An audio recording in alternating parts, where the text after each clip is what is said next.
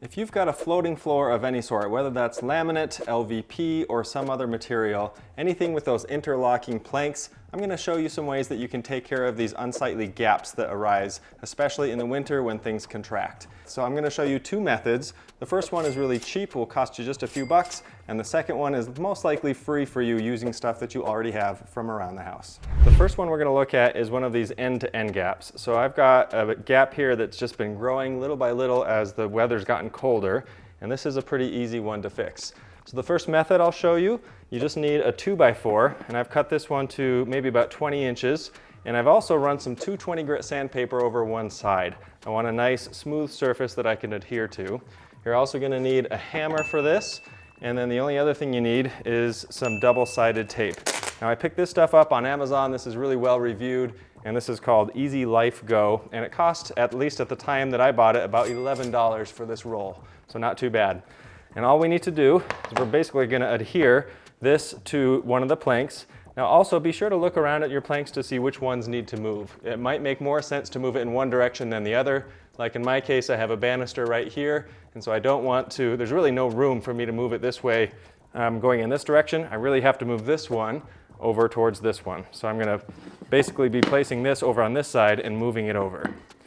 So we're going to peel off some of this tape. I've actually never used this stuff before. I'm used to the traditional double-sided tape, but this one had such good reviews I thought we had to give it a try. I'm going to use 2 pieces for this board and to peel up. Okay, there's one.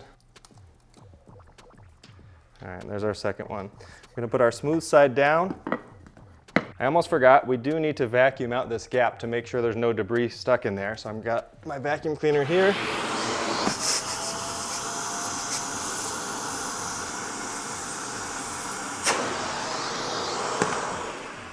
All right, that looks good and clean. So now we're going to use the smooth side of our board here. And I've got a carpet, a rug here. I'm going to give myself a little more room so that I can put it right there. And then put some good weight on there to get some good adhesion. Okay, that's good. And basically that's all we're going to need to do to get started to move this thing over.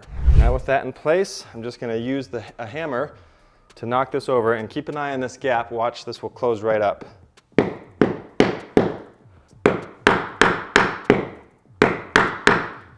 There we go, nice and tight. Now you don't want to overdo it because you could create a little peak, and we don't want that. So right there is nice and tight. I can leave that be.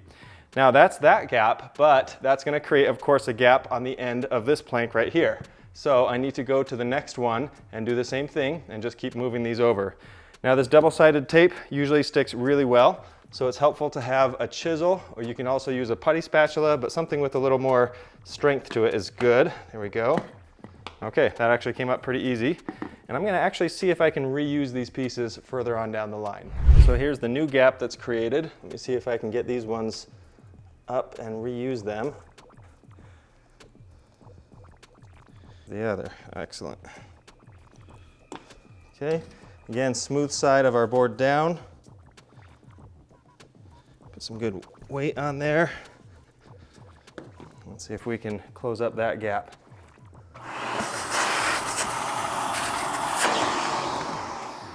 All right, that should do it. Here we go.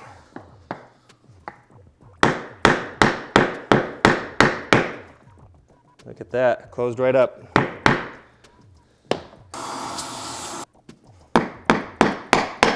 Okay, now here at the end of the row, I actually just cut one of these strips. I've just cut these shorter strips so that I can put them here. And then I'll put another one next to it.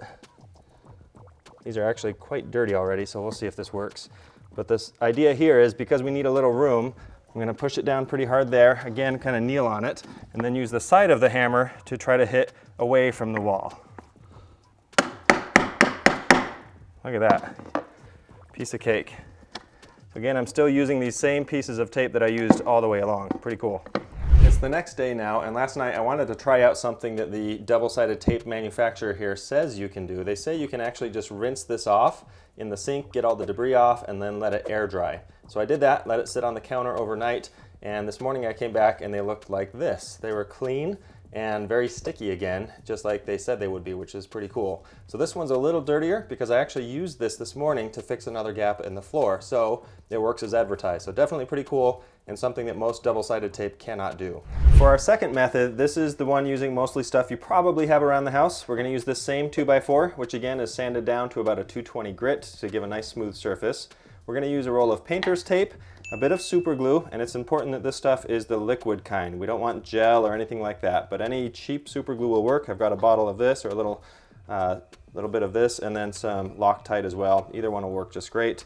I've got a sponge that's moisturized on one side, and then a little spray bottle of water.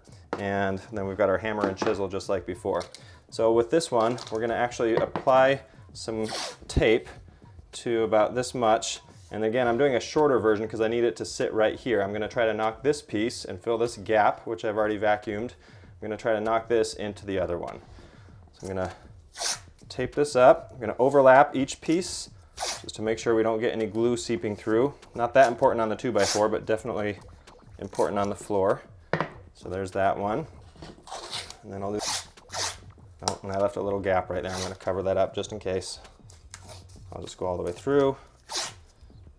Right there's great.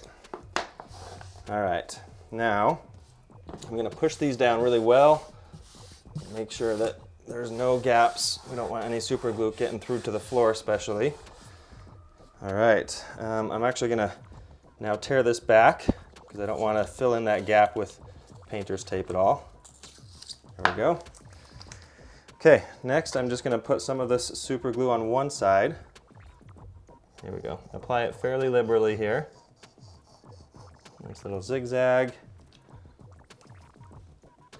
And then on this side, you've got two options. You can wet it with a sponge and get it kind of moist there. And what the water does is it acts as an activator to the super glue to help it dry or cure even faster. And I actually like a little more water than that. That's why I've got the spray bottle here. There we go. Get it good and wet, and then apply this right here. I'm going to kneel down on this to let it form a good bond with my weight on it. And I'll sit here for, 10 seconds at least, maybe 20 or 30 just to be safe. So I'm going to keep one knee with weight down on this side, and just like before, we're going to kind of use the side of the hammer since we have limited room. Keep an eye on this gap here and watch it close up. There we go, a few hits and that is good to go. So just like before, we'll use the chisel to gently pry this off. And another cool thing with this blue and glue, this technique, by the way, my friend Robert from Ras Guitars showed me this. He makes guitars every day and uses this technique quite a bit.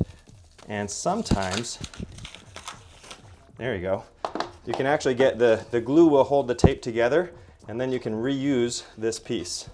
So I can put this tape back down and move the board somewhere else to fix another gap if I need to. So that's the second technique, and hopefully will cost you little to no money to do. So hopefully you found that advice helpful and can fix the gaps in your flooring. Now, if you want to learn more about some of the cool stuff that painter's tape can do, you can check out this video right here. Thanks for watching.